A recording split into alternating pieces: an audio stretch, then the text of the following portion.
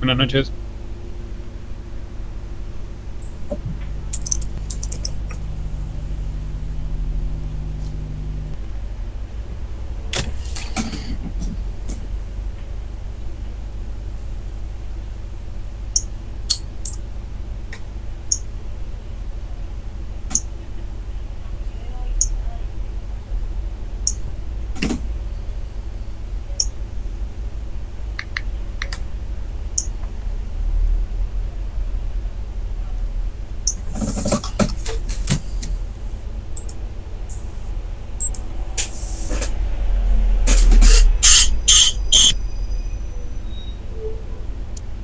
Hola, ¿cómo están? Hola, ¿qué tal? Buenas noches. Hola, profe. Juan, ¿Qué tal? ¿Cómo ¿qué está? le pasó en el pelo? ¿Qué ha tenido? ¿Un escarceo amoroso? Perdón, ¿no estoy bonito? ¿No estoy bonito? La camisa que se puso, por favor. Estoy bien. Escuchen Siempre una en cosa. camisa, nunca en camisa. Yo veo que a esta altura, si entramos en los temas personales, nos va a ir mal, ¿eh?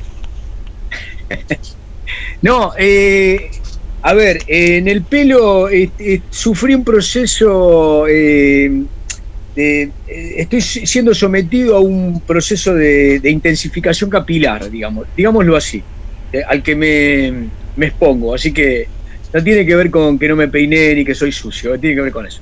Y la camisa dije, bueno, vino el verano, ¿no? Y está ¿Está bien, mal? profe. No, está bien, mira si se Está va a mal, poner. bueno. Entonces contrólenlo a Alexis que me está haciendo bullying. No, es que no se me cruzó por la cabeza, en serio. Y bueno, ¿viste? Pero ¿te sorprendí o te sorprendí? Con Jakubovich esas cosas no pasan.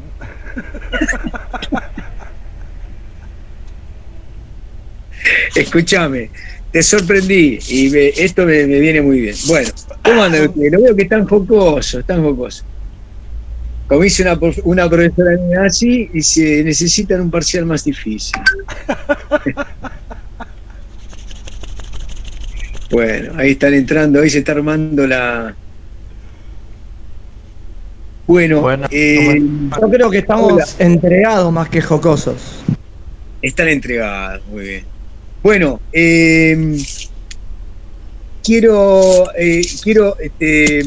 felicitar por esta vía a la señora Valeria Leal, que me está mirando acá, que ya terminó. Señorita. Señorita, muy bien, muy bien. Y aquí, ¿quién más? A ver, de los que están presentes. ¿Ayer está? No la veo. No la veo. A los traidores también, profe, los puede felicitar porque les fue bien, ¿eh? ¿Terminaron los traidores? Sí. O sea, digamos, el trío traición, digamos, ¿no? Maxi, Alexis y Leandro. Los traicionados me gusta más. Sí, a mí también, los traicionados. De Maxi van a hacer una estatua en la 13, me comentaron, por la actuación. ¿Por la? Por la actuación que tuvo. Le quieren hacer un monumento ahí. ¿Qué, teatralizaste? Maxi, ¿teatralizaste? No me digas. No, pensé que lo decía porque me quedé duro por ahí, pero no. No, estuvo muy bien, están muy contentos con la actuación. Me llegaron todos esos rumores, que dejó muy bien parado al instituto. Así que muy orgulloso con él. Como todo, la verdad que una escuela hermosa la 13, hermosa. Me tocó un grupo divino. Me comentó Diego, ¿saben que esa escuela, mi mujer trabaja ahí hace unos años, yo nunca fui, es una escuela bastante estigmatizada, porque tenía muchos problemas, vieron que tiene la cercanía de un barrio complicado, y digamos, hasta hace un tiempo que no se había mejorado, hermoseado, no sé cómo llamarlo, el parque deportivo, que ahora lo pusieron muy bien. Bueno, era una escuela complicada. Y yo la veo porque después de 20 y pico de años de pasar por ahí a la vuelta para ir a casa, salía el estudiantado del bachillerato nocturno.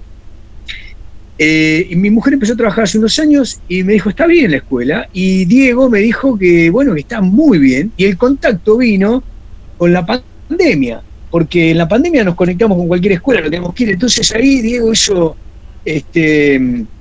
vieron que Diego es un carismático, ¿no? Es un seductor.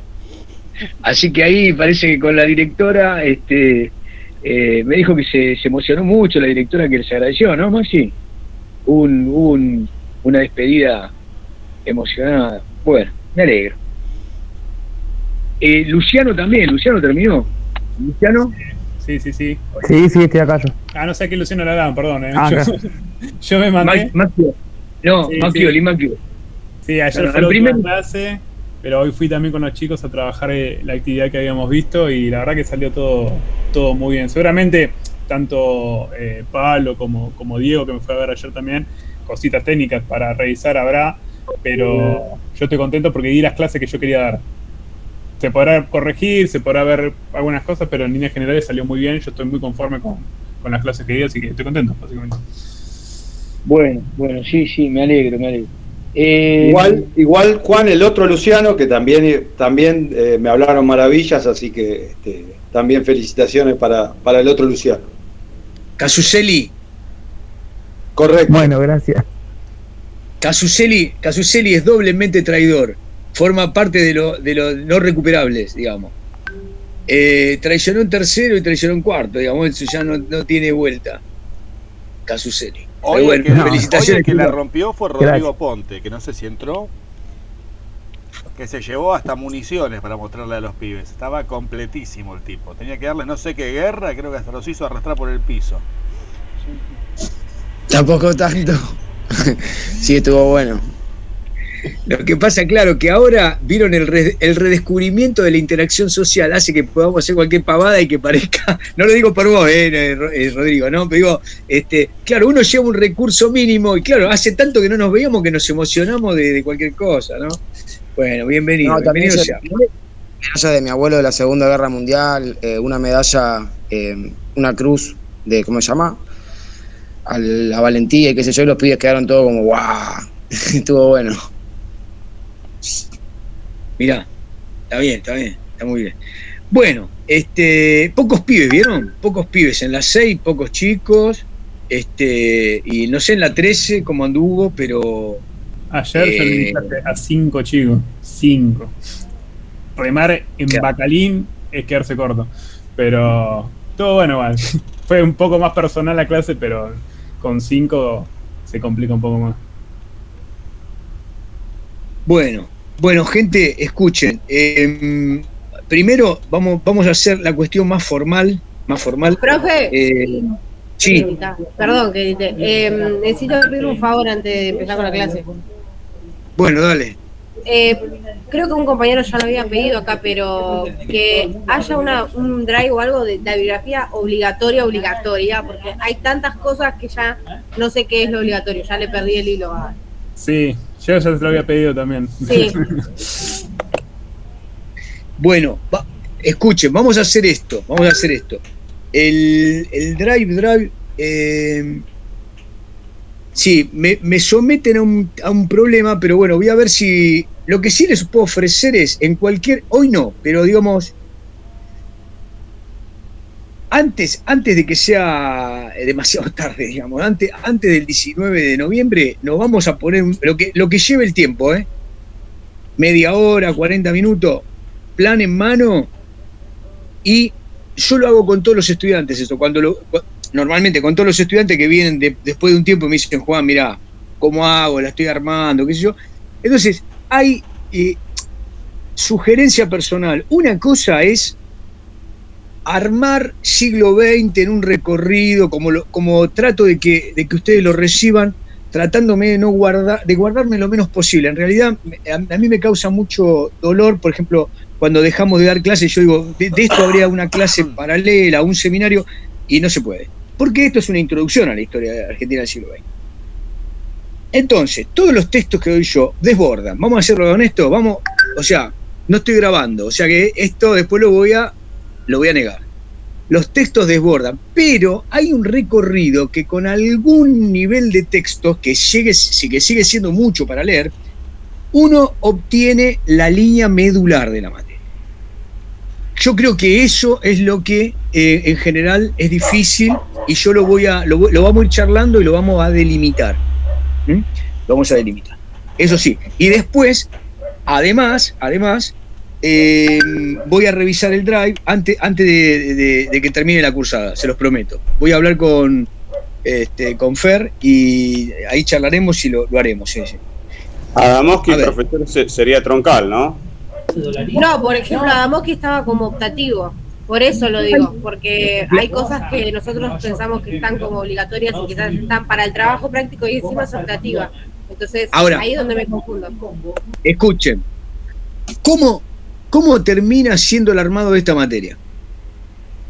¿Ustedes creen que por una peregrina idea a mí se me ocurre sentarlos a ustedes a charlar 2 horas a ver de qué va toda esta bibliografía?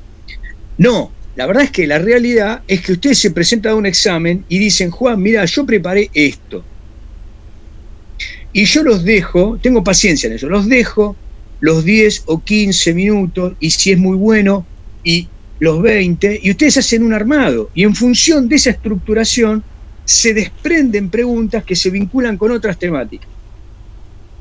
En ocasiones es necesario hacer preguntas en otros lugares porque el lugar que ustedes eligieron o el lugar donde terminaron yendo, la cosa no anduvo. Entonces es un diálogo, por lo tanto la materia la construyen ustedes, y en todos los casos, hasta el que se saca un 10 rotundo, lo no dicho entre el que viene a dar el examen y yo es, no leí todo. La idea de que el programa tenga todos esos textos implica que la cátedra quiere dejarles una guía de continuidad. ¿Se puede leer todo esto? Sí, pero yo sé que es mucho, ¿entienden? Entonces, ¿qué se puede sacar de esto? Lo podemos charlar. Hay mucha superposición. Como dijeron por ahí, los 2 Adamovsky suelen ser repetitivos. Entonces, bueno, por ejemplo, puede pasar que uno de ustedes me diga, no, Juan, pero yo armé las clases populares de acá y de allá y usé el texto de Adamovsky como un núcleo. Está perfecto. Aunque yo lo haya puesto como optativo. Depende de la perspectiva desde la cual ustedes armaron lo que van a venir a presentar en el plan, en el examen. Yo el examen lo dejo abierto a que alguien venga a hablarme de lo que le pareció y lo que armó. Después vamos a un diálogo. Lo respeto eso, ¿entienden? Por lo tanto, es muy importante el trabajo con la bibliografía. Así que lo vamos a hacer. Tomo esta respuesta. Digamos que no se malinterprete, no es que nosotros con carpa le estamos diciendo que no saque este texto, sino más que nada para tener una carpeta y un orden, sobre todo cronológico, porque porque además en el año fueron como cosas en WhatsApp también y ya, claro, mi celular está por explotar, entonces probablemente yo hasta borré cosas ya que no sé si van o no van, entonces quiero saber y como durante las clases como que vamos y venimos mucho, es como que uno se termina perdiendo el hilo, a veces que empezamos hablando de una cosa, volvemos 20 años para atrás, vamos 50 para adelante, entonces nada. Eso. Bueno, él es uno de los leales, pero parece un traidor, ¿no? ¿Vieron, Luciano? Bueno, escuchen, vamos a decir, vamos a parar la pelota acá. Escuchen, el plan es el plan, carajo. El plan con Fernando lo volvimos a limpiar es decir, hacer este año. Lo que fue en WhatsApp y lo que fue mucho en Drive, acompañando clases, es verdad que por ahí era video o por ahí un documento o algo que encontré, lo sumé y no está. Eso es cierto. Lo podemos repasar para ver qué es complementario, pero se suponía que eso ustedes lo iban viendo y lo iban aquilatando o no. Así que bueno, va a ser complejo para mí también, ¿no? Porque también yo soy de ir tirando. Está bien, lo vamos a ir limpiando.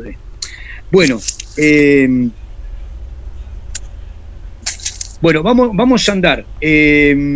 ¿Pone a grabar, Juan? Sí, ya mismo. Sí, menos mal que me dijiste. Sí, ya arrancaba.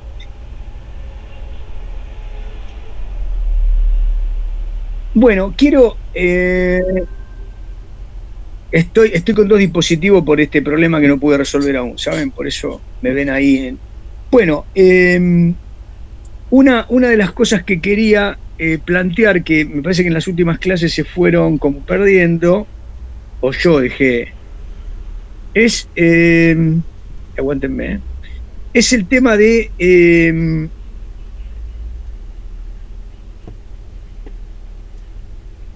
la historia económica, digamos, ¿no? Quiero traer un poquito la vamos a retomar, no necesariamente hoy, pero hay a partir de 1955 y hasta 1964 un periodo de reacomodamiento del capitalismo argentino, con una gran crisis durante el frondicismo y con un pequeño rebote. Creo que estuvimos hablando acerca de que si pudiéramos trazar un eje general, a partir de los primeros años 60, la historia económica argentina plantea como una llegada de una atmósfera muy, muy penetrante de la necesidad de que el capitalismo argentino asumiera el management, el gerenciamiento capitalista que acá no había entrado durante el peronismo, que la organización de las empresas tuviera directorios más profesionales, y obviamente esto iba acompañado de una idea tecnocrática, es decir, lo que iba a terminar de gobernar la modernización de la Argentina. La modernización suponía automatizar sectores, la introducción de industrias no incorporadas, por ejemplo, la industria pesada, la automotriz, la siderúrgica, la petroquímica, y sobre todo cierto ordenamiento, que era la parte no dicha o resistida por el peronismo de un disciplinamiento social con vistas a quitarle poder al sindicalismo.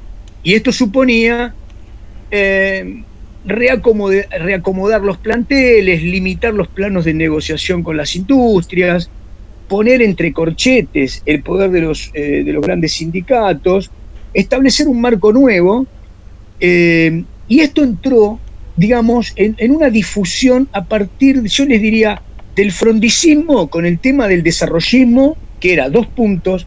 La Argentina necesita inversión internacional, sin la cual no va a haber el despegue cualitativo y el crecimiento en términos de desarrollo, por un lado, y por el otro, la necesidad de ser no dependientes. Es decir, el tema del petróleo era fundamental para el frondicismo, pero de la mano de la crisis del frondicismo, a ese desarrollismo se le fueron sumando estos aspectos que mencioné al principio, con lo cual se fue generando una idea del desarrollismo que necesita un formato tecnocrático. Durante el periodo de Ilía, digamos, hay un nacionalismo económico, pero Ilía duró un suspiro, digamos, ¿no? 63, pero para el 65 ya estaban lanzados, fin del 65 estaban lanzados planes de derrocamiento. Ilía, digamos, se puede decir que tuvo planes para, fíjense lo paradójico, Ilía tuvo planes para derogar, cosa que hizo la ley de inversiones petroleras de Frondizi, por un lado, con lo cual eso acercaba a Ilía un poco a la defensa de la soberanía, y si ustedes quieren, a una mirada panperonista. Pero por otro lado, Ilía formulaba que no había desarrollo autónomo y popular si no era a través de la democratización de los sindicatos. Este fue un elemento central de lo económico para que Bandor y sus compañeros hicieran del gobierno de Ilía un vía crucis, es decir, los años en los cuales Ilía sufre miles de plantas que son paradas, tomadas por el sindicalismo, tiene que ver más que con la crisis, más que con la pérdida de capacidad del salario real, capacidad adquisitiva del salario real, tenía que ver con la pérdida de lo que estuvimos hablando en las últimas clases, del poder de fuego, del poder político, de la estructuración sindical. Esto es un elemento muy importante para entender que el peronismo sin Perón se convirtió en un poderoso ariete que resistió los gobiernos un gobierno como el de Ilía que tenía un plan económico que al periodo de pasemos el invierno, durante el periodo de crisis de Frondizi va a estar don Álvaro Alzogaray de ministro por primera vez, un liberalismo ortodoxo de ajuste. No, Ilía venía a plantear un escenario nuevo, reponer la industrialización, si ustedes quieren ampliar la industrialización. Tenía una mirada de la soberanía económica que lo hacía más cerca del estatismo, si ustedes quieren, la defensa del Estado por parte de las grandes compañías. Hay, por ejemplo, en el gobierno de Ilía una importante ley contra los trust farmacéuticos y los royalties de los trust farmacéuticos, y este es otro elemento que habla bien del gobierno de Ilía en términos económicos y que nos hace plantear qué pasó con la salida de Ilía del gobierno, que tiene más que ver con esta confabulación corporativa entre el bandolismo, los gorilas, digamos, el sector colorado del ejército. ¿Se acuerdan que durante el año 62-63 colorados y azules habían disputado la primacía de cómo continuar el antiperonismo, ¿no? Había salido de alguna manera victorioso el sector azul. ¿Me están escuchando? Hay un micrófono. Sí, Juan, te quería hacer una consulta, perdón. Adelante. ¿No fue que cuando saca la ley de medicamentos, creo que al otro día o a la semana le hacen el golpe? O más o menos fue así. Sí, no, en realidad el proyecto venía de antes, pero es uno de los proyectos fundamentales, sí. Pero si ustedes ven el recorrido del gobierno de Ilía, les comento que nunca ningún estudiante me dio un final donde eligió el gobierno de Ilía como tema. No es por eso que lo estoy diciendo, pero digo, es llamativo, es una de las paradojas de la historia argentina del siglo XX, por lo menos en lo económico, que un sector radical del pueblo, que era un gobierno que había tenido una debilidad espantosa, porque, digamos, había surgido elecciones donde el voto en blanco había sido muy alto, donde en realidad se estaba pensando un golpe y aparece la elección, es decir, estuvo en un periodo complejo, y aún así, es un gobierno que desde los planteos aparece, si ustedes quieren, con una innovación desde el punto de vista del nacionalismo económico. Muy bien, ¿qué quería decir yo para completar esta línea? Sí, Leandro. Una cosa más, que recuerdo un comentario, creo que era de Oscar Camillón, que creo que después estuvo con Alfonsín, que también decía, pese a toda la complejidad, Radical no salió uno a bancarlo a Ilía. Eso también hay que decirlo, porque siempre le meten ahí la cuña con Bandor y el peronismo, pero Radicales no salió uno a bancarlo tampoco a Ilía. Le dijeron que se vaya, todos dijeron, cerraron la boca y que pase que sigue. ¿O es una mirada equivocada que tengo? Yo lo que diría es esto, mirá, a ver, ¿cómo lo interpreto yo desde el lugar este? Son difíciles las homologaciones desde el campo de la acción política del peronismo y el radicalismo. Digamos, pasado el irigoyenismo, para los años 33, después de la muerte de Pomar, ¿no? Ya el alvearismo es otra cosa. Digamos, la calle, en la efervescencia de don Hipólito, era historia para el radicalismo. El radicalismo se había convertido en un partido clásico, tradicional, digamos, estructurado a la manera americana, con convenciones, con una estructuración, como una maquinaria para funcionar electoralmente, y tenía obviamente relaciones de clase que unían a las clases propietarias de las provincias, las clases propietarias medias, defendieron siempre los sectores agropecuarios frente al peronismo, que en general hizo de esos sectores su enemigo en términos de exacción de la plusganancia, en términos de la exportación. Entonces, ahí tenemos una primera diferencia. Los sectores radicales, después de los años 30, no eligen la calle, ni tienen una modalidad, digamos, de defensa. Y yo le sumaría esto, que entre los dos radicalismos, el radicalismo del pueblo, que quedó liderado por Balbín, y el radicalismo intransigente, que quedó liderado por Frondizi, digamos, el sector más progresista en términos de cercanía a una socialdemocracia y a una convocatoria de los sectores universitarios, filomarxista, fue el frondicismo. Entonces, digamos, hay unos textos, mire, hay un texto de Oscar Terán que es maravilloso, y de Sarlo, otro que son maravillosos, se llama Nuestros años 60.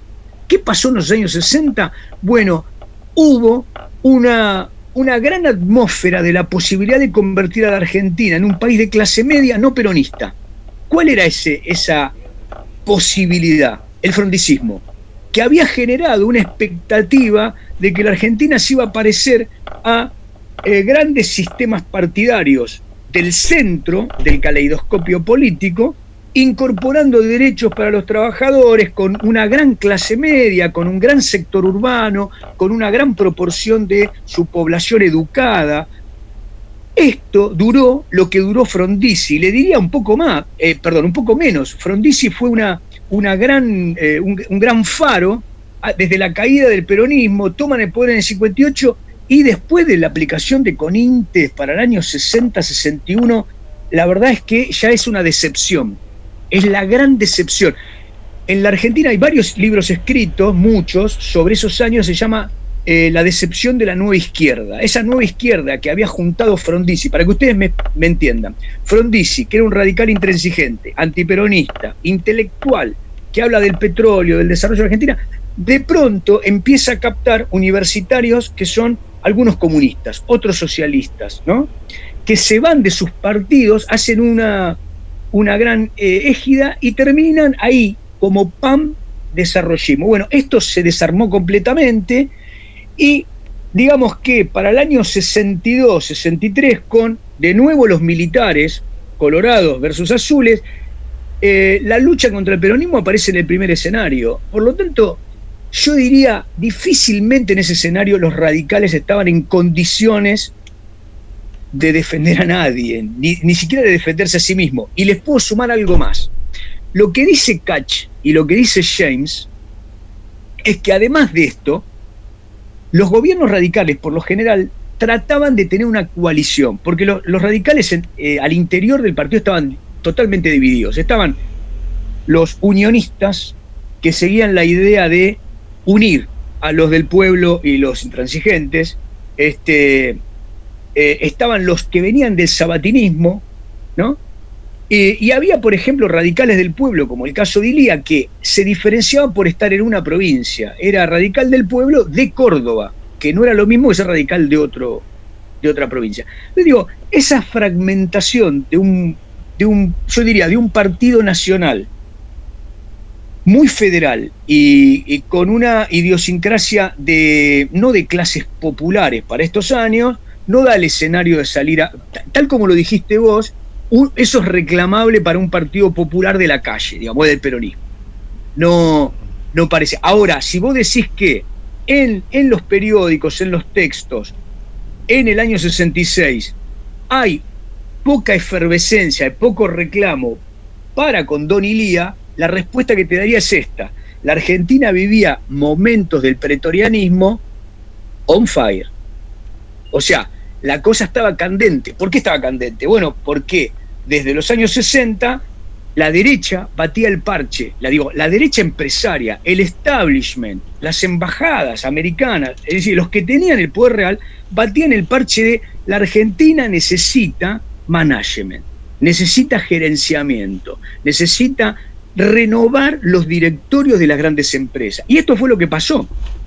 Es decir, a partir de la llegada de Onganía, no hay nada que discutir. Por lo tanto, no era un momento para joder demasiado. No sé si me queda claro. Y mucho menos del lado de los radicales, que no eran justamente el sujeto del movilizacionismo. El movilizacionismo estaba instalado en ese momento en otro lugar, ¿no? En otros lugares, como vinimos viendo. ¿Está más o menos? No, está perfecto. Bien. Entonces, esta es mi respuesta, pero hay... No, me sorprendió que haya venido de un radical, porque o sea, si yo lo recuerdo bien, ¿no? Que era uno de los ministros, fue uno de los ministros de Alfonsín, que se hacía como una autocrítica de decir, bueno, en su momento no salió nadie, ninguno de nosotros salió a bancarlo, pero bueno, como usted dice, debía ser complicado. Sí, era un momento complicado. Ustedes recuerden que, digamos, toma el poder, a ver, ya que estamos en el tema, vengamos a esto, ¿no? Si hay un corte, vieron que yo les dije antiperonismo 1, antiperonismo 2.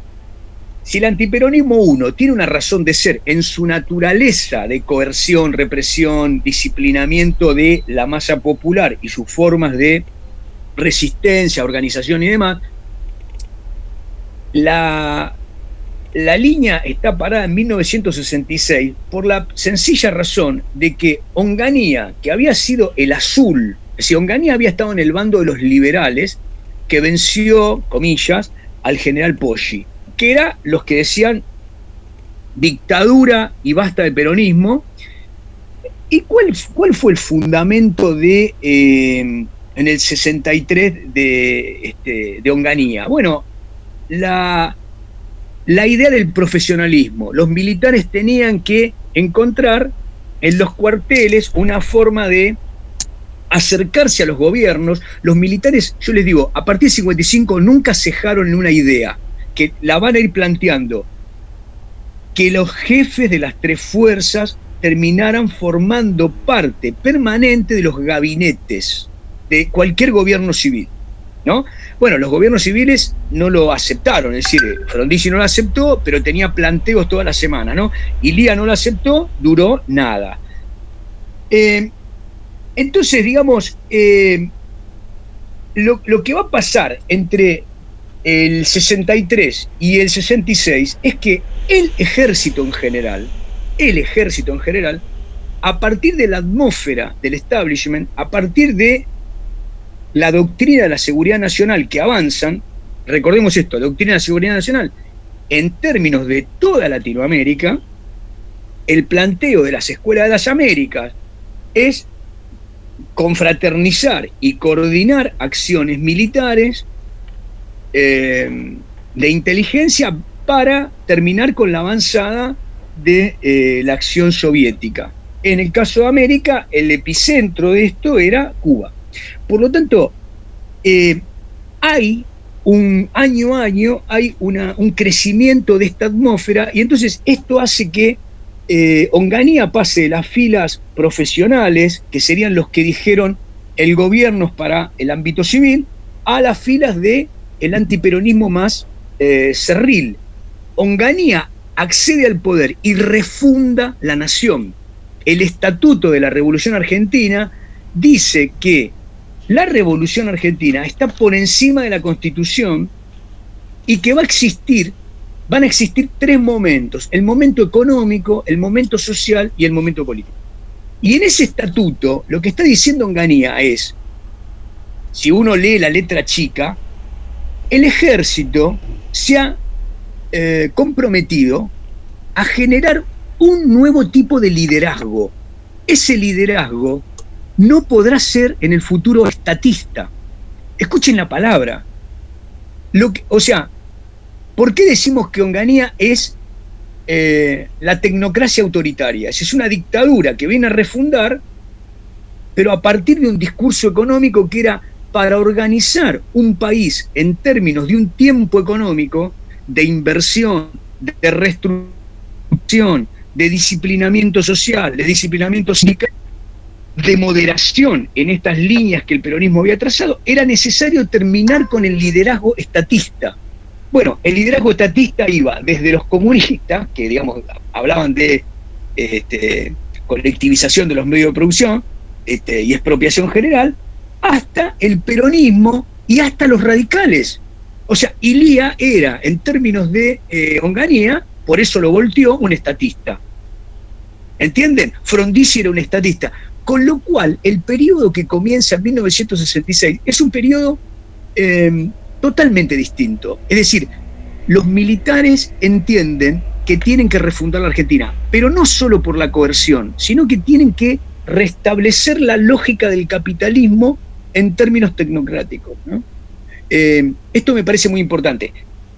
No quiero avanzar con esto porque si no, después lo vamos a retomar. Pero la idea económica que yo les había planteado, ¿cuál es? Bueno, obviamente con Onganía se restablece la modernización autoritaria que había empezado por otra vía Frondizi. Las inversiones en Córdoba, por ejemplo, las inversiones en Campana, en Ramallo, cerca de Rosario, en el corredor del río Paraná, las petroquímicas, las acerías, ¿no? Las automotrices, las inversiones en petróleo, todo eso resulta de una formidable inversión extranjera, pero también de un recambio en términos del capitalismo y sus regulaciones internas. Onganía viene a ser un poco el gendarme que establece el marco para la avanzada de esa forma de capitalismo. Ahora, dicho esto, Onganía está en el poder hasta 1970, 4 años.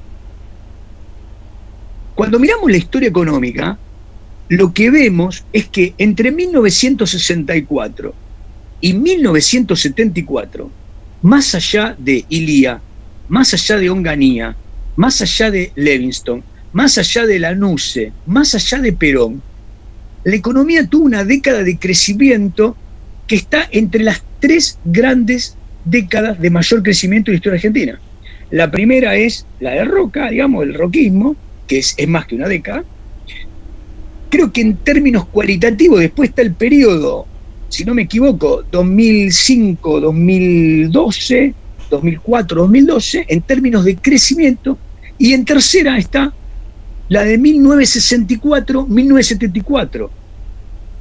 Por esa razón, resulta, y esto quiero dejarlo bien sentado, bastante contradictorio y muy interesante estudiar la historia económica de este capitalismo que tenía inversión externa, que tenía ascenso social, que tenía inversión extranjera y que a la vez necesitaba de un gobierno fuertemente autoritario, represor, como va a ser el de Onganía, para instituir un modelo capitalista que luchará contra las regulaciones que había establecido el peronismo y que ellos llamaban estatismo en general, ¿no? Estatismos, populismos, demagogias, etcétera. Bien, perdón, Juan. ¿Qué más? Sí, adelante, Alexis. Te agregaba un detalle que a mí me llamó la atención en línea de lo que venís diciendo. Estamos preparando una investigación sobre el tema de la vivienda social y encontrábamos que justamente en este periodo, aunque Perón le había dado mucho impulso a la vivienda social, Ciudad Evita, bla, bla, bla, todo lo que querés, había sido el momento de mayor construcción.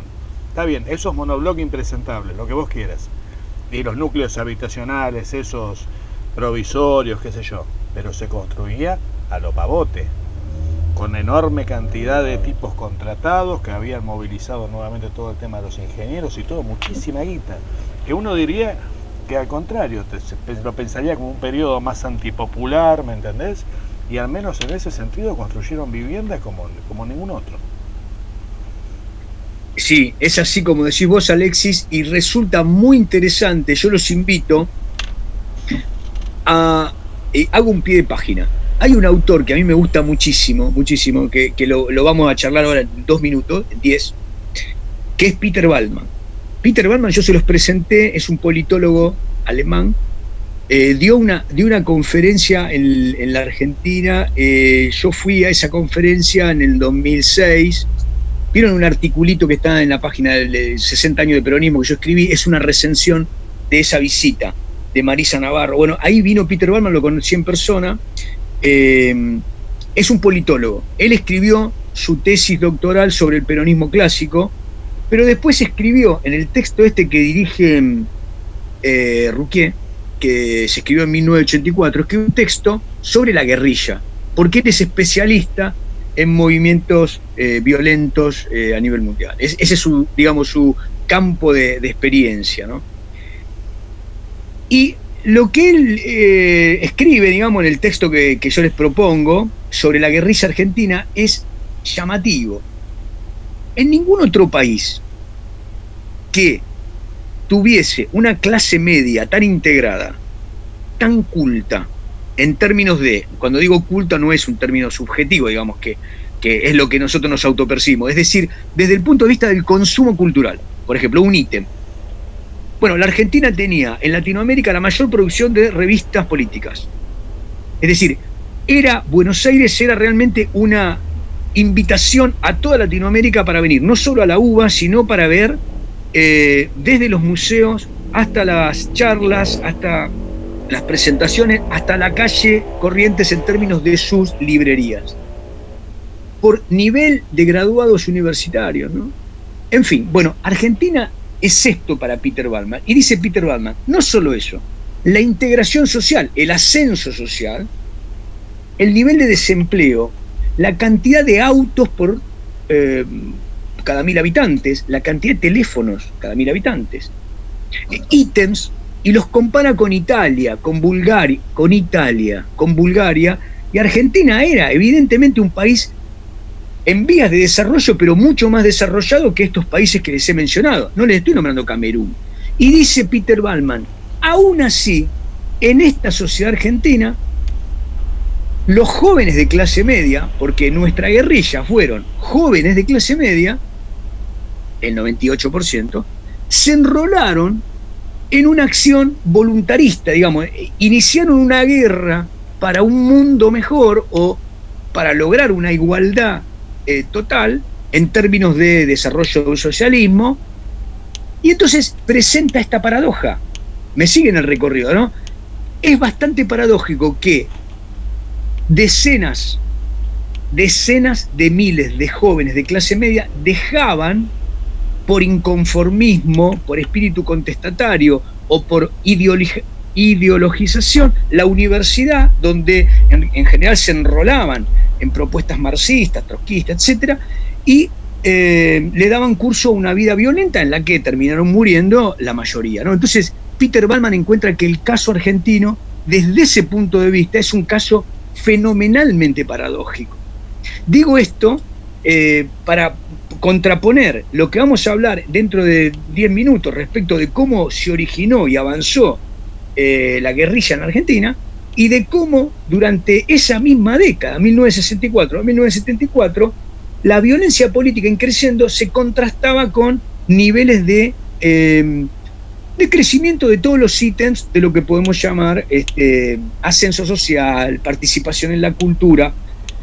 Bien, no como los países desarrollados, pero sí mucho mejor que en los años anteriores, digamos, mucho mejor que desde el 55 hasta el 64. Bien, entonces, ¿a qué iba con todo esto? Que nuestra historia económica se cierra en un momento que ustedes me van a recordar ahora. Así muchos despiertan. Por ejemplo, a Yelén Mulet, que no la saludé y que terminó sus prácticas, me mira desde su fotito y yo le pregunto a Yelén, ¿cuándo es el corte de la historia económica?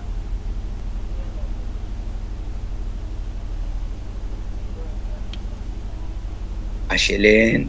Se desmayó de la emoción. Se desmayó. ¿Quién me dice? ¿Cuándo fue ese corte? Después del 76. Con la deuda del FMI. A ver, escuché por ahí. Lo dijeron correctamente. No, a mí se me ocurre que puede haber sido después del 76, cuando cambia, digamos, a un modelo claramente neoliberal. Claro, ¿Alguien? Con el Rodrigazo. Frondizi, ¿no? Con la devaluación del 75. Facundo, dice el Rodrigazo, correcto. La Argentina tiene la mayor crisis de devaluación de su historia conocida, digamos, cuando uno mira las crisis, pérdida de valor, destrucción de valor, nosotros lo llamamos devaluación, ¿no? Esto genera, las crisis pueden resultar por distintas vías, pero esta era una crisis de un proceso acumulado, es más complejo, pero digamos, la crisis del petróleo determinó una burbuja en muchísimos países, en la Argentina también, y vamos a llamarlo así, el sinceramiento ortodoxo de la capacidad que tenía el salario versus lo que valía la energía versus los bienes exportables, determinó un golpe fenomenalmente profundo para los bolsillos de los argentinos. Es decir, destrucción de valor.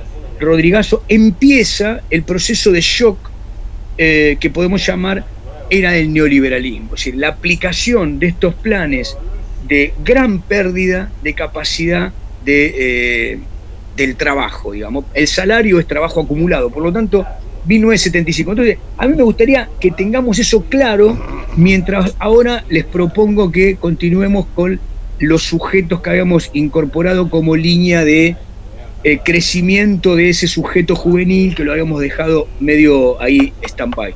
¿Se entendió esto? ¿Se entendió? ¿Sí? Bien. Juan, ¿te puedo hacer una pregunta? Adelante.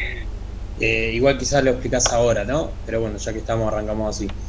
No, dale, Facundo. Quiero manejar la clase igual, ¿eh? Nada. No, escuchen, un día manéjenla, adelante. No, lo que no me queda claro hasta ahora con lo que venimos viendo, igual me falta un montón de lectura, ¿no? Es por qué estos movimientos revolucionarios o movimientos juveniles que buscaban una lucha de clases, que empiezan a seguir por las ideas del marxismo, toman como una fidelidad hacia la figura de Perón, ¿no? O sea, no hacia el peronismo, sino hacia la figura de Perón, cuando de entrada, por lo que venimos viendo, estaba claro de que Perón no iba para ese lado, más allá del viraje que toma durante el gobierno de Onganía y lo que dice desde el exilio. No me queda claro por qué esto de Perón o muerte, que siempre se escucha desde esos lados, que entiendo que iba en contradicción con lo que ellos buscaban. Bien. ¿Alguien puede esbozar alguna respuesta a Facundo? Yo creo que puedo. Dale, adelante. No, creo que hay una línea de movimientos hacia el socialismo que piensan un socialismo a partir de la patria, justamente, de un nacionalismo, y se ve en la figura de Perón y en la excusa de la lucha por Perón algo más que solamente un pasado glorioso o el retorno puntual de Perón al poder, sino también como...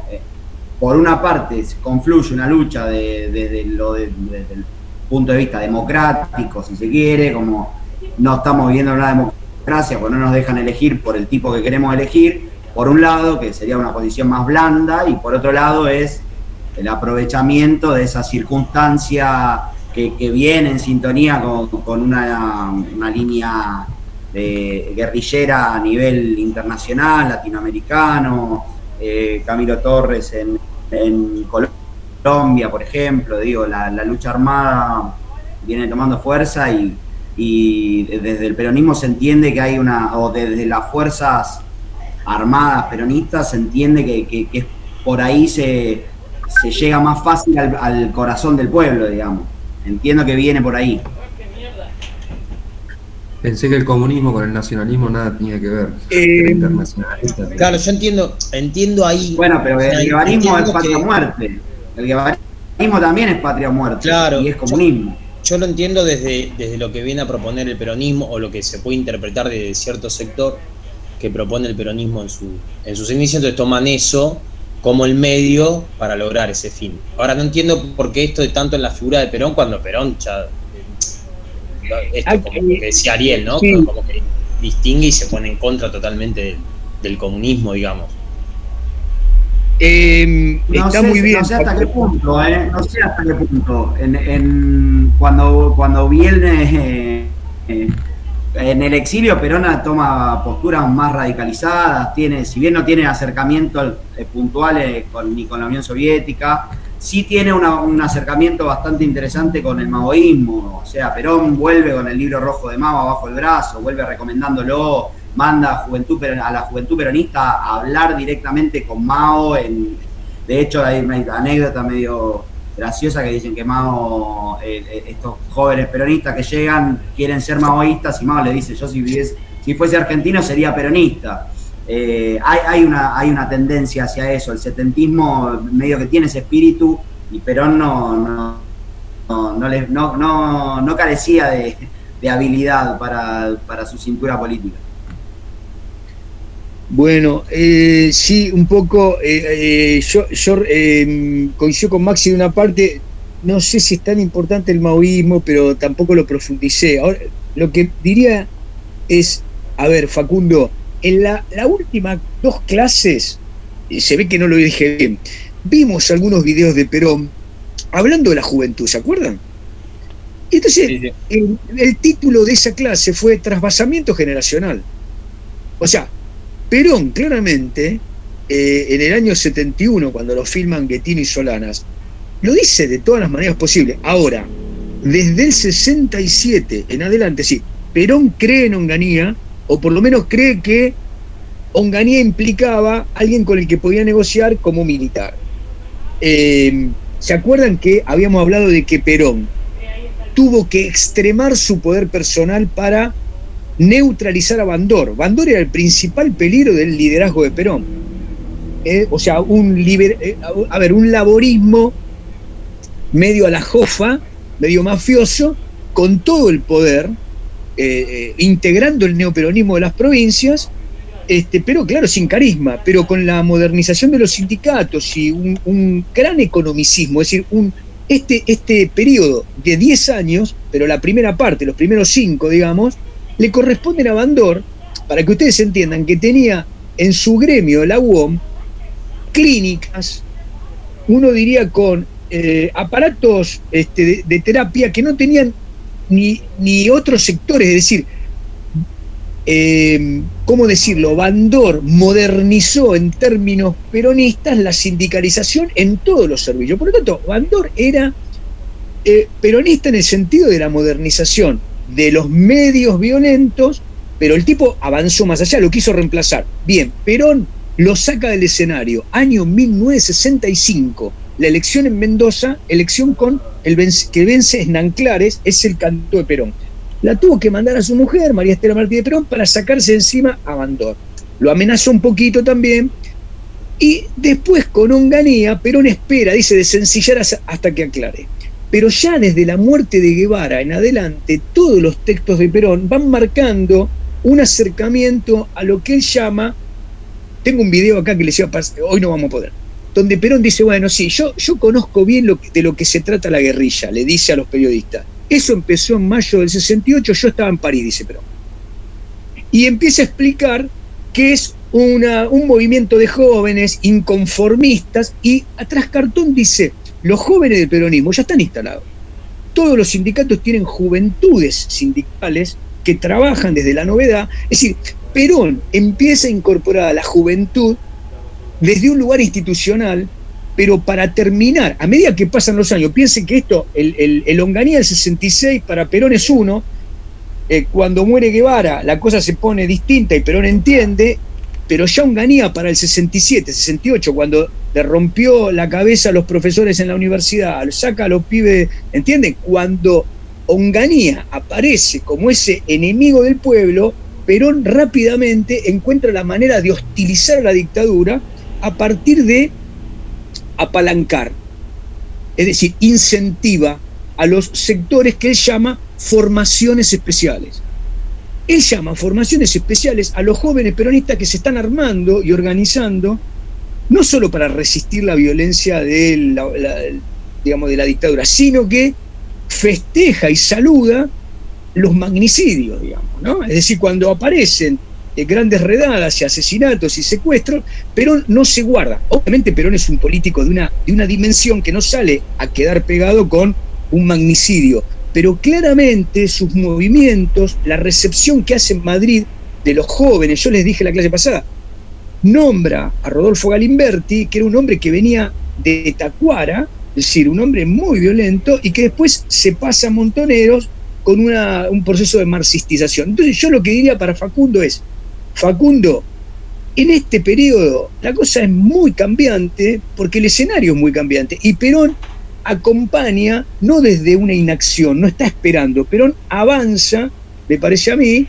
y hasta tal punto avanza, que para llegar a acá, que para la elección del 11 de marzo del 73, en donde es elegido Cámpora, los sectores ortodoxos, es decir, los jefes de las secretarías generales de todos los gremios, están contra Perón. No entienden que Perón elija a Cámpora y no elija a Cafiero. El candidato de los gremios era Cafiero, era uno de los abogados y era un personaje de los gremios, de los grandes gremios. No entienden que elija Cámpora, ¿entienden? Cuando los gremios entienden que Cámpora es un hombre poroso y que los jóvenes lo han empoderado con un discurso que realmente los invito a buscar en YouTube, los discursos de Cámpora, donde prácticamente se mimetiza con lo que dicen los jóvenes, ¿no? Expropiación, la lucha contra el imperialismo, que en la boca de Cámpora jamás hubiesen existido de no haber sido porque los jóvenes los llevaron a la presidencia. Hay un texto sobre esto maravilloso, me voy acordando ahora, ¿no? De Miguel Bonazo, que se llama El presidente que no fue, que cuenta todo el proceso en el cual él, que era montonero, era un periodista montonero, Miguel Bonazo, igual que Berbisky, etcétera, igual que Walsh, bueno, estos sectores, cómo trabajaban desde, en realidad Miguel Bonazo fue el jefe de campaña de Cámpora, y cuenta desde la izquierda, desde Montonero, como el tío, miren el nombre, el tío.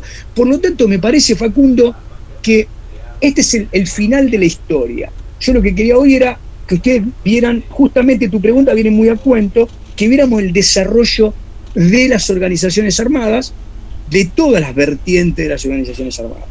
Porque como dije en la clase pasada, el final de la película, en el 76, son dos...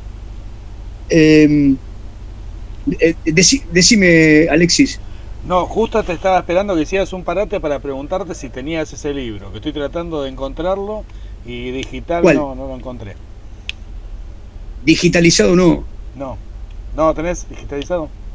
No, por ahí que había la posibilidad.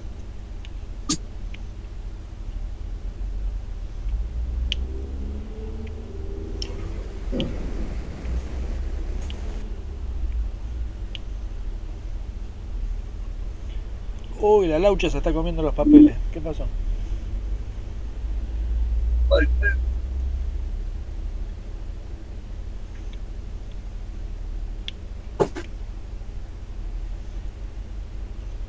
Está bien, Juan, no era para complicarte la clase, era una pregunta nomás. Te digo, es un libro cojudísimo, es un libro, no te quiero mentir, pero debe tener como 500 páginas, es un libro muy bueno, realmente, porque en realidad vieron que Miguel Bonazo es un gran escritor, gran periodista, y bueno, punto, fue una digresión.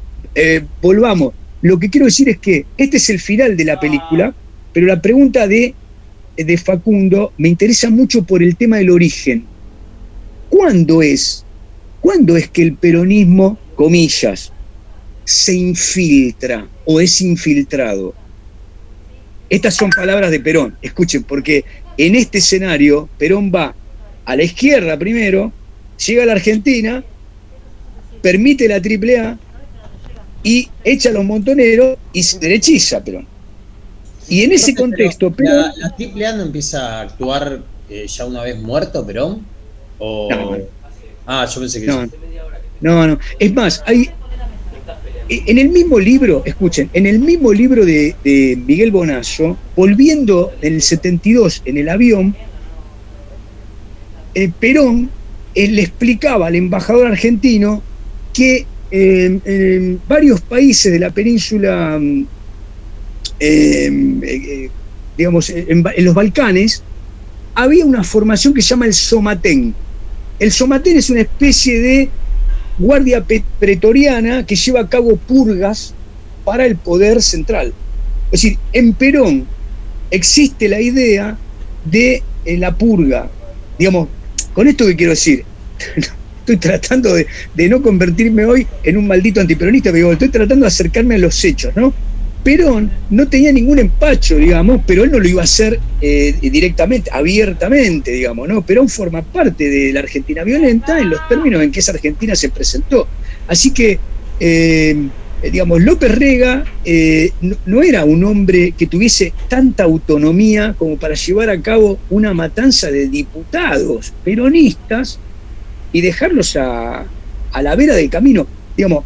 Entienden a lo que me refiero, ¿no? Está claro que la AAA comienza incipientemente en el periodo de Perón, hacen trabajo de inteligencia, contratan una cantidad de comisarios generales y tienen mano de obra muy pesada, y es cierto que comienzan a actuar pero que el desarrollo del principal marco de gran cacería y asesinatos y tropelías lo cometen una vez que Perón no está. Eso es cierto, el desarrollo de AAA en el 74 crece, hacia fines del 74, el 75 es muy importante, y a medida que avanza la crisis, la AAA se va acercando a muchos sectores, en fin.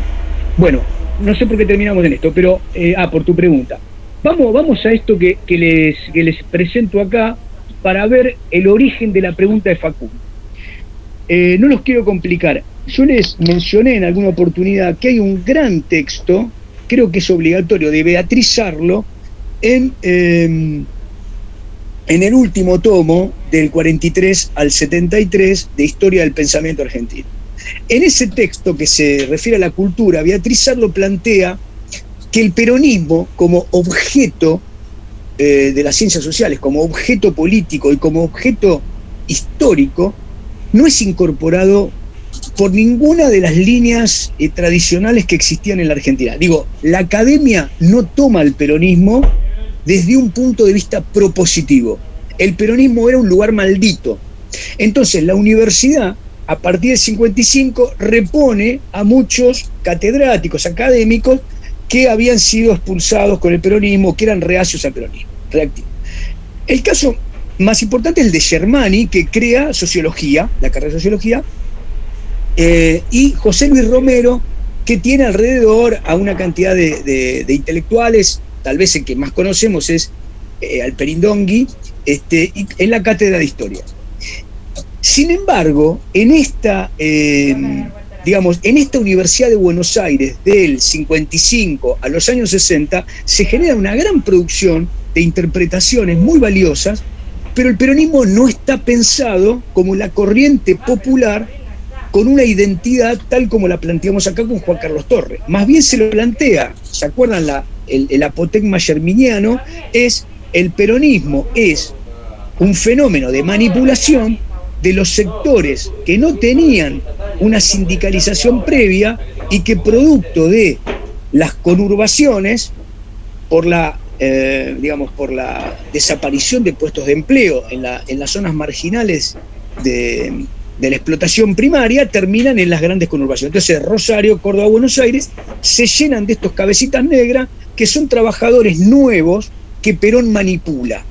Por lo tanto, para Germani existía esta variante del desarrollo atlántico en el cual la modernización venía por vía de la urbanización, y ese sector había sido manipulado por Perón. Entonces Perón, a partir de ahí, era una especie de anomalía del desarrollo. Es decir, Perón era John William Cook lo dijo de manera muy fabulosa, digamos. El peronismo fue para John William Cook una distracción de la burguesía, ¿no? Y uno podría decir, también fue una distracción para la izquierda del marxismo. Es decir, lo que no construyeron como grandes partidos de representación sindical o como grandes partidos de representación empresaria permitió una nueva representación anómala de Perón, que no tenía un recorrido suficiente. Esta es la interpretación un poco a la luz de Germani, que es claramente una versión, si ustedes quieren, más bien europeísta y antiperonista. ¿Qué dice Beatriz Arlo? En esa universidad Perón no entra. ¿De dónde surge el peronismo? Bueno, el peronismo surge de los excomunistas y extrotskistas que comienzan a trabajar la historia de las corrientes populares, el caso de Rodolfo Puigros, historia crítica de los partidos políticos, el caso del Colorado Ramos, revolución y contrarrevolución, el caso de peronismo y socialismo de... esperen.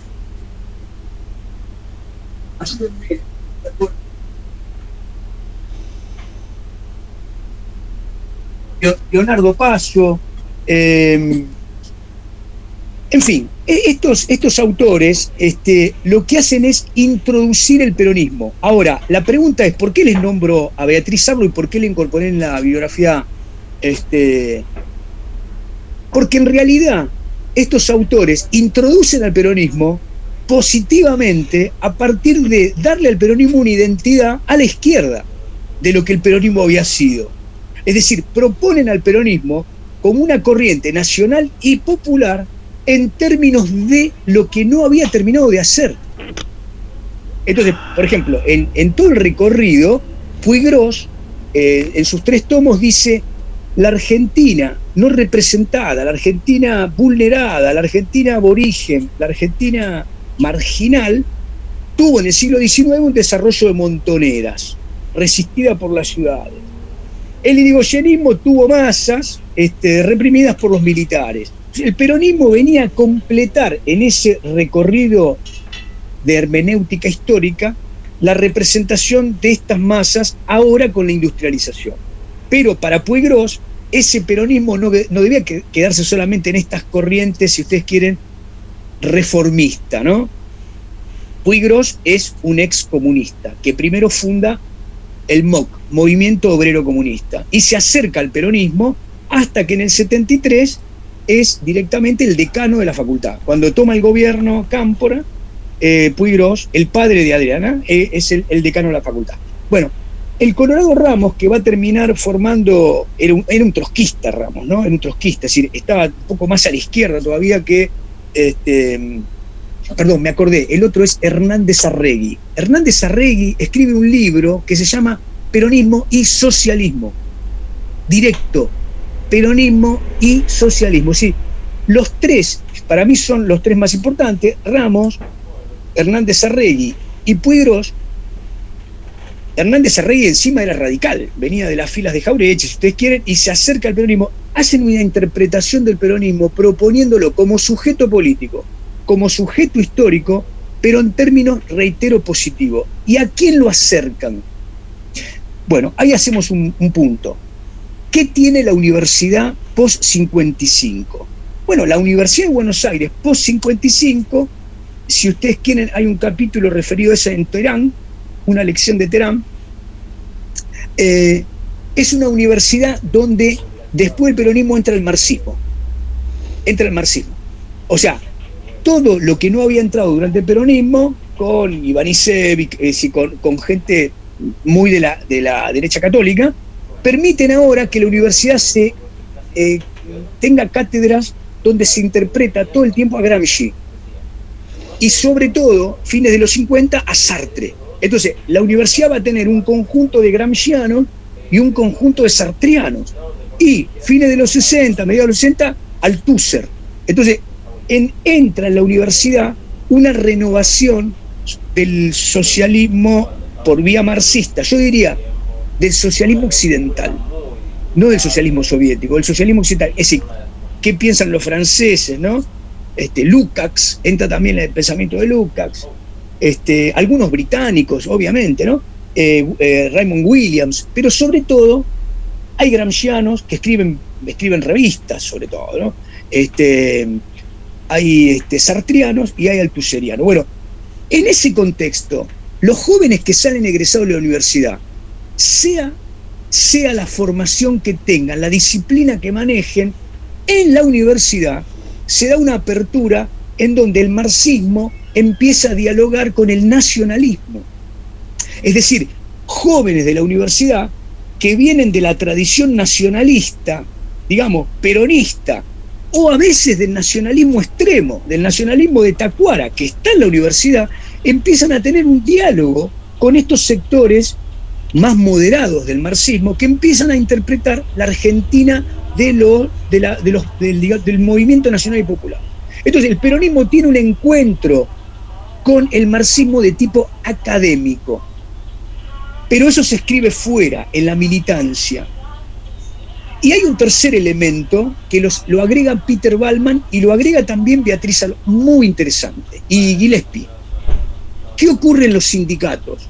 Los jóvenes que empiezan a ser secretarios generales después del 55 y para los años 60, los que fundan la JP, Rearte y otros, tienen un costado de la iglesia que no es la iglesia de los periodos 40-50, es la iglesia de la Reforma. Es la iglesia de los obispos que salen a combatir, como decía Maxi recién, en Colombia, salen a combatir contra el capitalismo y contra los dominantes, contra la clase dominante. Es decir, para decirlo fácil, todos conocen, el padre Mujica, ¿qué viene a hacer como confesor de Firmenich, de Abal Medina y de otros? Es aquel que traduce el catolicismo y el sacerdocio en términos de un trabajo hacia los pobres. Es decir, traduce la militancia juvenil como una forma de nuevo sacerdocio. Ahí lo que dicen los textos en general es que hay un interesante espacio en los sindicatos, en la universidad, ¿sí? Y hasta en las fábricas, en las comisiones colectivas, en las comisiones internas, disculpen, y sobre todo, y acá no me acuerdo si lo hablamos de esto, la CGT en el año 68 se divide en dos. Está la CGT Azopardo, que sería la CGT bandorista, y está la CGT de los argentinos. En la CGT de los argentinos, digamos, va a haber una prédica de un jefe de secretario general, que es Ongaro, que es un hombre católico, pero católico popular, que entiende el catolicismo como una forma de lucha por los pobres. Y en ese sindicato se da un diálogo interesante entre marxismo, peronismo y los nuevos sacerdotes del tercer mundo. Este es un componente nuevo que no se había dado en el recorrido anterior, ¿no?, de la historia argentina, ¿no? Por eso es muy importante entender estos movimientos, ¿no?, que se dan en Latinoamérica y que hacen mucha más fuerza en algunos sectores. En Colombia, obviamente, tiene un obispo que se convierte en mártir, pero en Argentina hay por lo menos 400 padres, 400 sacerdotes que trabajan en barrios populares, que acercan su prédica, acercan su voz y su interpretación de que si el catolicismo tiene que estar con los pobres, digamos, y para salvar a los pobres hay que luchar, los sacerdotes tienen que luchar o combatir. Entonces hay una cantidad de sacerdotes que se suman directamente a las organizaciones que resisten con armas, como hay otros, en el caso de Mujica, que dice que él está dispuesto a acompañar a los pobres, la organización de los trabajadores, la organización de la lucha, con la identidad peronista, pero con un objetivo marxista. ¿Cuál sería el objetivo marxista?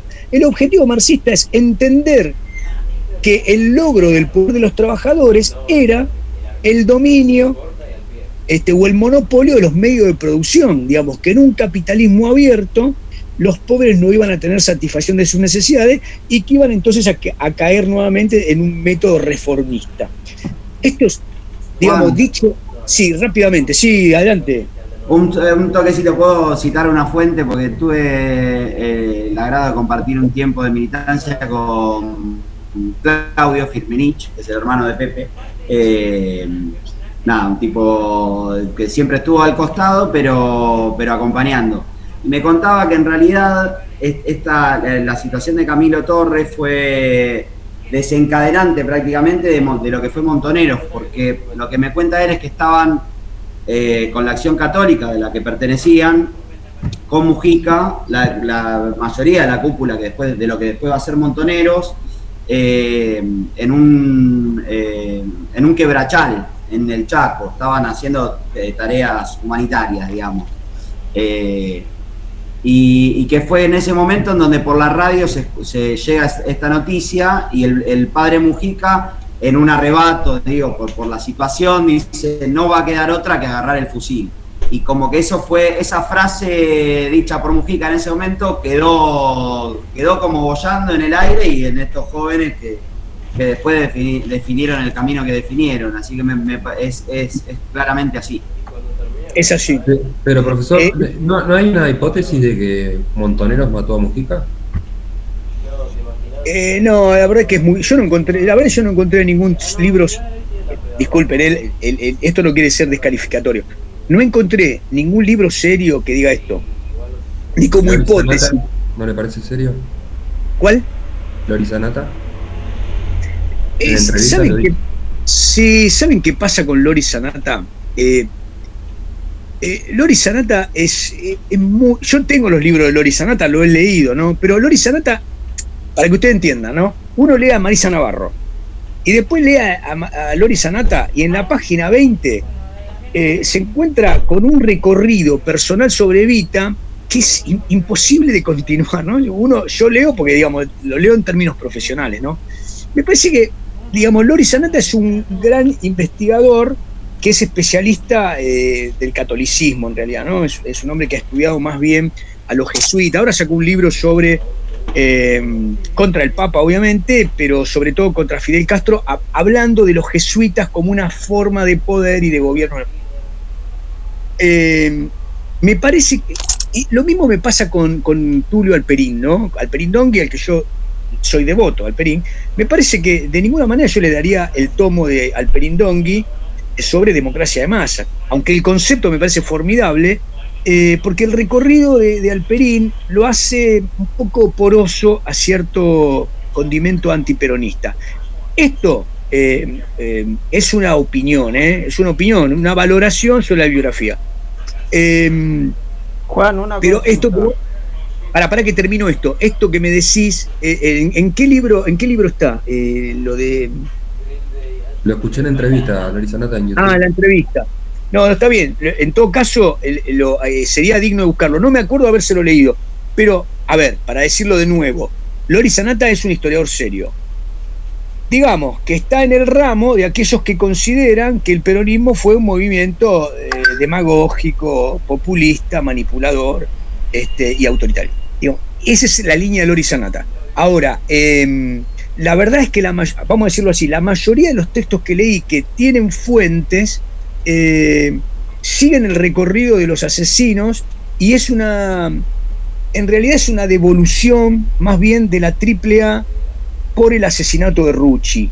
En las interpretaciones generales es más una devolución, ¿no? Es decir, un sector asesina a Rucci, que es la mano derecha, digamos, es la gobernabilidad que Perón tiene para asumir, y digamos, bueno, a los días muere Mujica, que era de alguna manera el hombre, aunque se había peleado con Abal Medina, con Firmenich, había habido una pelea, un distanciamiento, no obstante era un referente popular. Digamos, yo me quedo con esta interpretación, de cualquier manera no tengo todos los elementos para decir. Está bien, igual una pregunta. Igual otra pregunta. ¿Puede ser en la película de Evita que cuando Perón le habla a Bandor, que le dice, tené cuidado con la CIA, dando a entender que lo mata la CIA? ¿Cuál es la relación de la CIA con Bandor? Perdón. No, la CIA estaba vinculado con todo. Digamos, la CIA estaba vinculado con todo. Es más, se cree que Firmenich era un doble agente. Esto sí lo leí por muchos lados. Se cree que López Rega era un doble agente. Digamos, ¿ustedes se imaginan que un movimiento como el peronista, que tenía millones de trabajadores y tenía cientos de miles de personas en la calle, pero decenas de miles armados, dispuestos a secuestrar gerentes de empresas multinacionales y demás, no iba a tener la preocupación de la CIA o de la embajada americana? Por supuesto que sí, iba a tener la preocupación. De la misma manera, uno diría, es impensable Perón sin la logia Pedú. Digamos, Perón vino y tenía cercanía y, en fin. Esto no quiere decir que Perón estaba manipulado por esto, ni que todos los acontecimientos se deben a la CIA, ¿no? Pero bueno, esto que decís vos, Jorge, en la película se ve, pero en los textos se refiere que en la entrevista entre Bandor y Perón hay una amenaza velada de Perón. Finalmente después Bandor termina muerto por las armas juveniles, ¿no? Por un sector que después se va a unir con Montoneros. Digamos, no se puede argumentar, porque la verdad que había tantas muertes en ese periodo cruzados entre peronistas que difícilmente se puede decir que Perón mandó matar a Bandor, digamos. Pero sí, lo que se puede decir es que Perón azuzaba a los sectores que estaban enfrentados, siempre utilizándolos para quedar como el árbitro, como el que determinaba el momento. Bien, saben que me fui, no sé en qué estaba cuando vino la pregunta. Una pregunta sobre lo que vos estabas diciendo del los sacerdotes del tercer mundo, este movimiento de querer hacer la obra popular, ¿en qué punto, en qué punto se contactan con el cristianismo peronista que se aleja de esa iglesia católica como deudor el peronismo o cómo? No sé si entendés lo que te digo. A mí me parece que ahí en tu proposición hay algo que habría que corregir. El peronismo, digamos, como si vos te tomás el colectivo, si todos los peronistas, yo no diría que eran católicos. A ver, suponete que yo te digo, claro. Es como si yo te dijese, bueno, la Argentina es un país católico, apostólico, romano, lo dice la Constitución, y hay muchas iglesias católicas, son el 98%, y tienen escuelas, y la gente lleva cruz en los cuellos. ¿Somos religiosamente católicos? Perón tenía que haber dicho. Claro, pero yo te diría algo, como dice Joseph Page, Perón no era nada, era peronista. Es decir, es muy difícil creer que Perón es realmente un hombre piadoso, no, en absoluto. Me parece que Perón utilizó la crisis con la iglesia. Ahora, en términos personales, no se lo veía a Perón yendo a la iglesia, a Perón se lo veía yendo al Luna Park, a la cancha de Racing, ¿entienden? Perón encarnaba una representación popular que no tenía que ver con eso. Sin embargo, por ejemplo, a Videla o a Onganía, a esos sujetos, sí se los veía comulgar todos los domingos en las iglesias de sus barrios. Entonces uno ve los libros y dice, bueno, Lonardi, Onganía, sobre todo Videla, muy católico. Me parece que el peronismo no puede ser encuadrado ahí. Lo que yo diría es esto: el peronismo utilizó la doctrina social de la iglesia, que es otra cosa. La subsidiariedad económica. Por eso yo te había preguntado si era deudor en el sentido de utilizar, porque si bien no estaba relacionado, como decís, con la iglesia, de alguna forma se sirvió del cristianismo peronista. Sí, totalmente. Ahora diría, en este periodo que estamos analizando, los sacerdotes que incorporan el peronismo lo incorporan en una nueva construcción que no tiene nada que ver con el proyecto que Perón personal quiere traer al país a partir de noviembre del 72. Esos sacerdotes van a ser perseguidos por López Rega, van a ser perseguidos por Bussi, van a ser perseguidos después por Videla, van a ser perseguidos por, eran el mismo constructo subversivo al que había que sacar de escena, ¿no? Una cosa que dijo, acá me acordé, lo que decía Maxi. Miren, les recomiendo un par de libros para esto, a los que quieran leer sobre la guerrilla. Hay 3 libros que son magníficos. Yo los compré en 3 tomos, ahora creo que lo hicieron en 6 tomos. Pero es un libro fantástico, escrito por Martín Caparrós y Eduardo Anguita.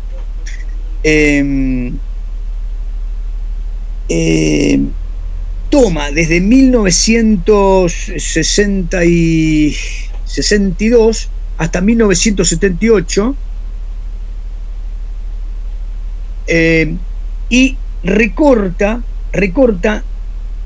todas las agrupaciones militantes de la Argentina en términos de una carnadura más o menos literaria, pero que tiene una presencia, histórica con un cuerpo fenomenal. ¿A qué viene esto? Que ese texto me parece formidable porque incorpora a todos los sectores de la juventud en un arco de 20 años, un poquito más. Pero lo que dice Maxi Bonomo, después de leer muchos textos sobre los montoneros, hay un texto de Lucas Lanuse que se llama Los 12 Apóstoles, que me parece de lo mejorcito que salió últimamente, fenomenal, un texto fenomenal. Pero lo que dice Maxi se reitera en todos los orígenes de Montoneros.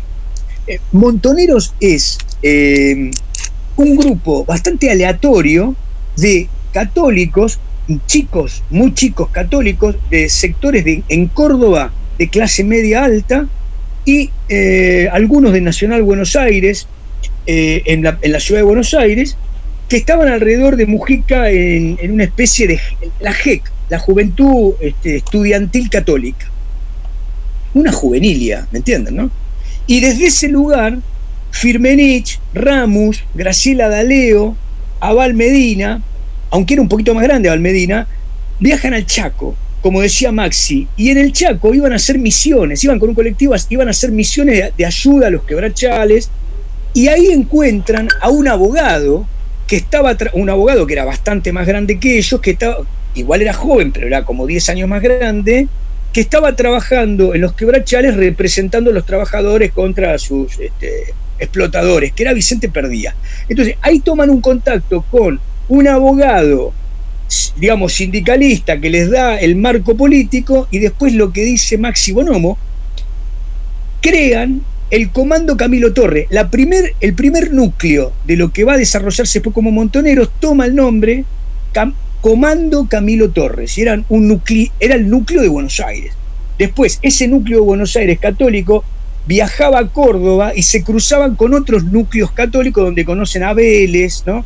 a otros, con lo cual terminan organizando entre los de Córdoba y los de Buenos Aires esta especie, como algunos de ellos, el Gordo Vélez había sido cadete en el ejército, y Abal Medina también tenía movimientos similares, Vaca Narvaja, esta cuestión de raptar a Aramburu, y termina en el magnicidio que le da cuerpo.